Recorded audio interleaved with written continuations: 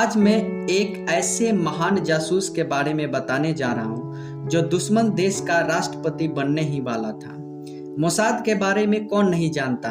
यह एक इजराइल की इंटेलिजेंस एजेंसी है जिसका लोहा दुनिया मानती है। दुनिया भर में इसके जाबाज फैले हुए हैं। उन्हीं में से एक थे एली कोहेन। इनके ऊपर एक वेब सीरीज भी बनी है जिसका नाम है द स्पाई। एली कोहेन का जन्म 1924 में मिस्र के एक यहूदी परिवार में हुआ था। 1957 में इजराइल के अस्तित्व में आने के बाद वे वहां बस गए। इजराइल आने के 2 साल बाद इनकी शादी नादिया से हुई और 1960 में मोसाद में एक अकाउंटेंट के तौर पर भर्ती हुए। मोसाद के जनरल मीर अमित को सीरिया में घुसपैठ करने के लिए एक एजेंट की तलाश थी। इन्होंने अपने टेबल पर रखी रिजेक्टेड लिस्ट से एली कोहेन को चुना था।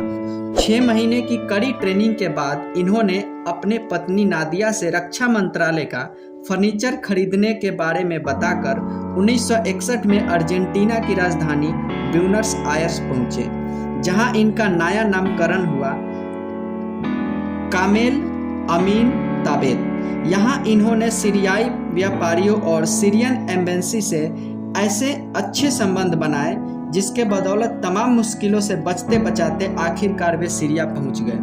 देखते ही देखते एली सीरिया में अच्छी पैठ बना लिए और सीरिया की छोटी से छोटी खबर रेडियो ट्रांसमीटर के जरिए इजराइल भेजना शुरू कर दिया। एली के संबंध नेताओं से लेकर सीरियन आर्मी के बड़े बड़े अफसरों तक हो गए। साल 1963 में रातों रात हुए तख्ता पलट के बाद एली के दोस्त और बाथ पार्टी के अमीन अल हफीज रातों रात राष्ट्रपति बन गए। अब सीरिया में एली कोहेन की मनमानी सरकार थी और एली ने कई बड़ी साजिशों का पता लगाकर इजराइल को बताया।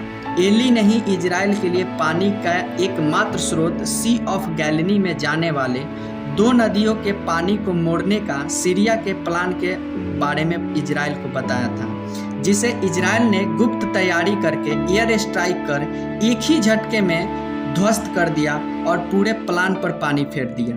लगातार मिल रही नाकामियों से तंग आकर सीरिया के राष्ट्रपति अमीन अल हफीज ने एली को रक्षा मंत्री बनने का ऑफर दे दिया। हफीज को नहीं पता था जिसे वह रक्षा मंत्री बनाने जा रहे हैं वही उनकी सारी नाकामियों का जड़ है। हालांकि एली के रक्षा मंत्री बनने से पहले ही हफीज के रक्षा सलाहकार अहमद सुईदानी को शक हो गया कि कोई अपना ही अंदर का आदमी है जो जासूसी कर रहा है। सुईदानी ने सोवियत की मदद से एक ट्रैकिंग डिवाइस मंगाई जिसने दमिश्क में घूम घूम कर रेडियो ट्रांसमीटर का पता लगाना शुरू किया। 2-3 दिन चले इस ऑपरेशन में आखिरकार सुईदानी को सफलता मिल गई। सुईदानी पूरी फोर्स के साथ एली के घर पर धावा बोल दिए और उन्हें जासूसी करते हुए अप्रैल 1965 में रंगे हाथ पकड़ लिए।